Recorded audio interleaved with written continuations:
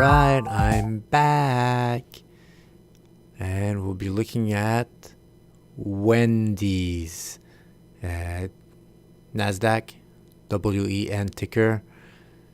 And I do not have 10 years of data. I don't know why, but my data starts at July 1st, 2011, giving us 6 years and a half.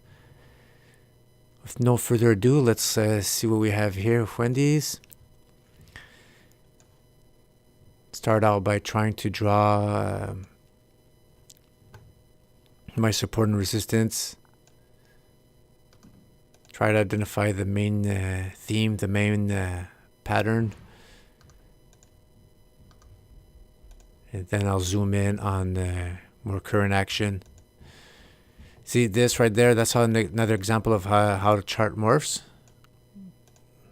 Oh, sorry about that. Let's say we're back here. I could have said this is an ascending channel, and it's still an ascending channel. Tests that upper resistance line and keeps going it, and there we're out. So you see one candle, and we're not in an ascending channel anymore. We're in something different, and you have to start thinking outside the box and reevaluate. So that's why you could always remove all your trend lines and just try to reimagine what you have. It could have converted to an ascending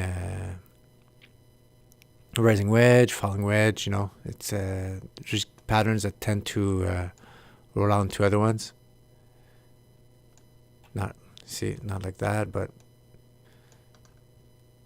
maybe you have a shorter term ascending channel, and you just think along those lines until you see the correct pattern. And all right, let's go back to today. So I haven't found there was an ascending channel. It was broken out of, and now the chart went to like almost 1 year more of candles. And we seem to have here some resistance at 1650 level and support right here at the 1450 level. Nice numbers. Is there a more prevailing theme? Oh, you see right here? See, you removed lines. It's always good because you get to re-see the chart. And there's multiple patterns in each chart. And sometimes some patterns are composed of smaller patterns. And it's good to always take a step back. Like I say multiple times on my software, sometimes it just resets all my lines. And I just redraw them. Beginning I used to find that annoying. After that, I use that as good and then just get to repractice all the time. All right, so this could have been an ascending triangle. And lots of sideways action within that one.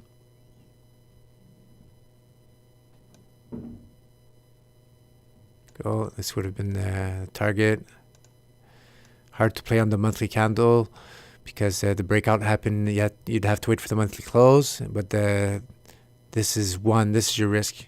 You would enter here, sell stop below the wick of that candle, and that's your risk.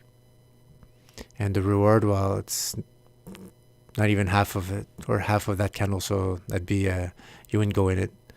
But somebody playing the weekly could have easily probably seen a similar pattern with resistance lines at different areas.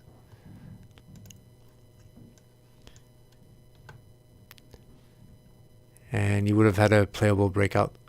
See, not much noise. This was as tight almost as the monthly candle chart. Not a lot of noise on that chart. And you would have had a valid breakout here. And you would have had a measured move, the same measured move in this case, because the line's almost the same. And you would have reached your target 1, 2, 3, 4, 5 weeks later. And then you get some sideways action there. See here, this is a wick on the monthly candle. And this one also. These are noise. These would have been false breakouts or breakdowns. Because somebody playing the weekly, you would have played this candle here. Let me back up. Let's say okay, there you go. And then you have a top pattern. And then you see, look, I have 1, 2, 3 tests of this. This seems to be some good support, so this validates my pattern. Descending triangle. And I'm in breakout. This is an official breakout above, below the line, the close. Entry here. Let's go through it. Let's go through the motions. That.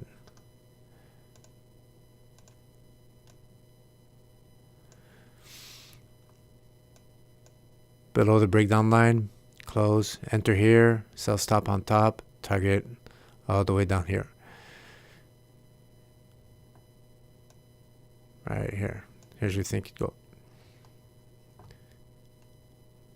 There was no bearish divergence for the price.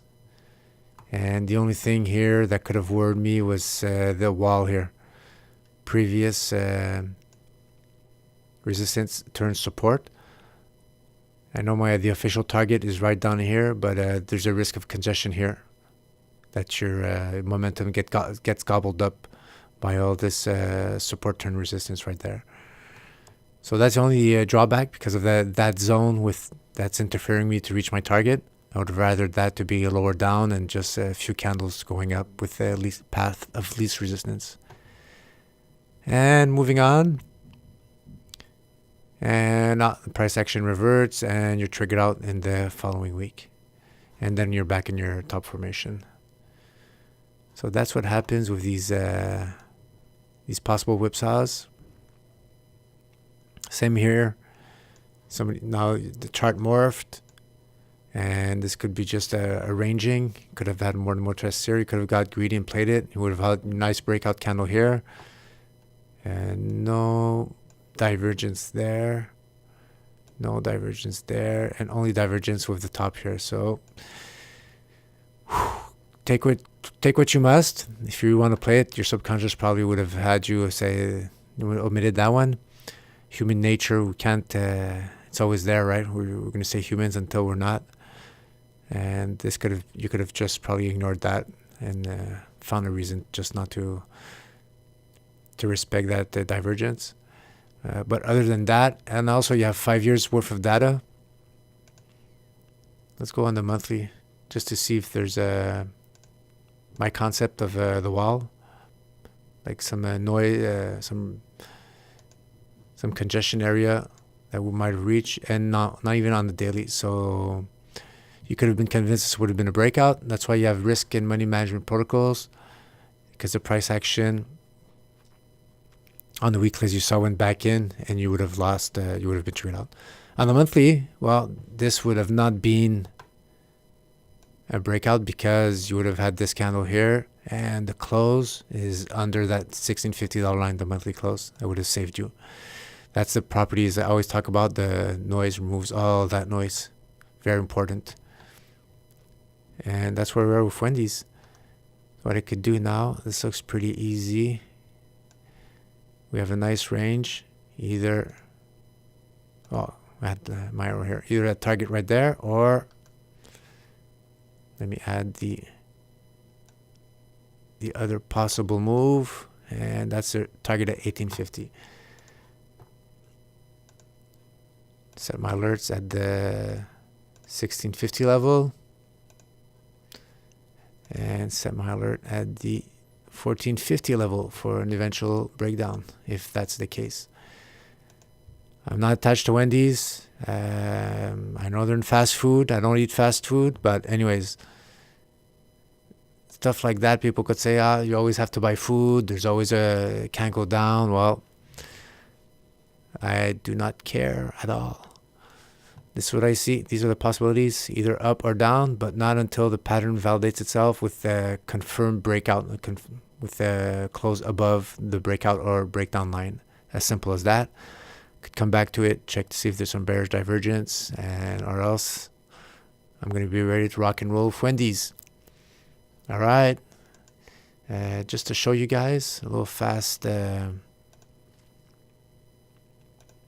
peek at badcharts.com right before I let you go.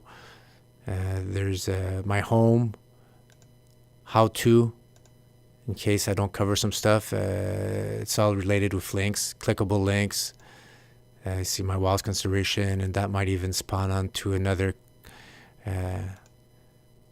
I call it like a which way book there of knowledge. You just go all the way around, and that's the way it's done. Keep it fun and keep it always find new information in there. You have your about me. You could always check that there. I added a video here and introducing myself and talking a little bit about what badcharts.com is. Could go give a look for that. And contact me information, the classic. Oh yeah, I'm on iTunes, so if anybody is there, they could always subscribe to the podcast there. All right, super duper. Thank you very much, and see you soon. Ciao.